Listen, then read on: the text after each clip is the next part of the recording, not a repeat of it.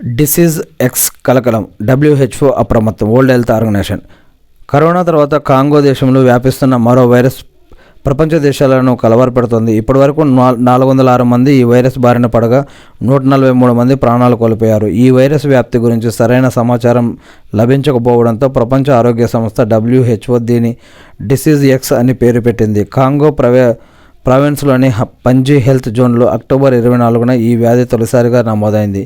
ఈ వైరస్ వ్యాప్తిని డబ్ల్యూహెచ్ఓ నిశితంగా పరిశీలిస్తోంది. ఈ వ్యాధి బారిన పడిన వారి సంఖ్య క్రమంగా పెరుగుతుండటంపై శాస్త్రవేత్తలు, వైద్యులు ఆందోళన వ్యక్తం చేస్తున్నారు. అసలు డిసీజ్ ఎక్స్ అంటే ఏమిటి? ప్రపంచ ఆరోగ్య సంస్థ డబ్ల్యూహెచ్ఓ వరల్డ్ హెల్త్ ఆర్గనైజేషన్ 2018లో తొలిసారి డిసీజ్ ఎక్స్ అనే పదాన్ని ఉపయోగించింది.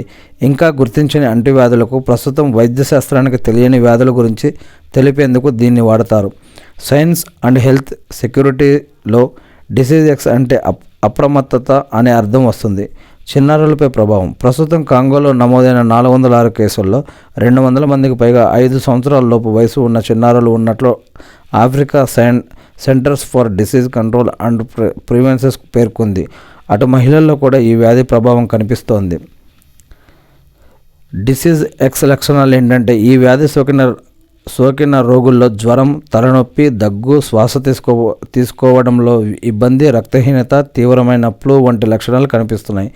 దీంతో ఇది శ్వాసకోశ వ్యాధులకు సంబంధించిన వైరస్ అయి ఉండొచ్చని ఆరోగ్య నిపుణులు అంచనా వేస్తున్నారు.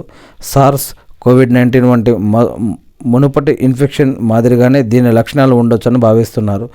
వేగంగా వ్యాప్తి, డబ్ల్యూహెచ్ఓ అప్రమత్తం.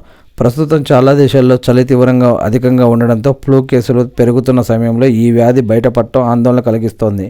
ఈ డిసీజ్ ఎక్స్ కూడా గాలి ద్వారా వేగంగా వ్యాప్తి చెందుతున్నట్లు ఆరోగ్య నిపుణులు అనుమానిస్తున్నారు. తాజా పరిస్థితిని గమనిస్తున్న డబ్ల్యూహెచ్ఓ వ్యాధి మరిన్ని ప్రాంతాలకు వ్యాపించకుండా మందులు, మెడికల్ కిట్లకు ఆరోగ్య నిపుణులను ఇప్పటికే కాంగో పంపింది. చుట్టుపక్కల ప్రాంతాలు, దేశాలు అప్రమత్తంగా ఉండాలని సూచించింది. డబ్ల్యూహెచ్ఓ సూచనలు. వ్యాధి లక్షణాలు కనిపించిన రద్దీ ప్రదేశాలకు వెళ్ళేటప్పుడు మాస్క్ తప్పనిసరిగా ధరించాలి. బయటికి వెళ్ళి వచ్చిన తర్వాత సబ్బుతో క్రమం తప్పకుండా చేతులు కడుక్కోవాలి. మీ ముఖం, కళ్ళు, ముక్కు, నోటిని పదే చేతితో తాకొద్దు.